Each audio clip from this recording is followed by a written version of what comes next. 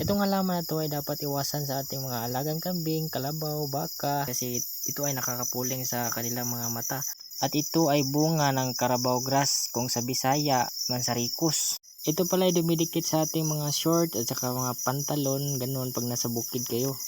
Yung mata ng ating inahin ay nagluha-luha. Luha siya. Kaya tingnan natin kung anong nangyari. Tingnan mata mo.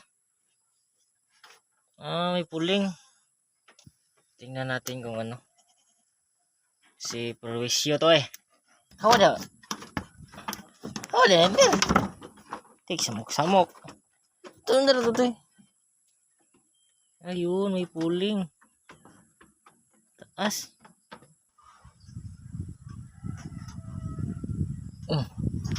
Ito. Tanggal na. Oo, yung mga ganito ba na? Yung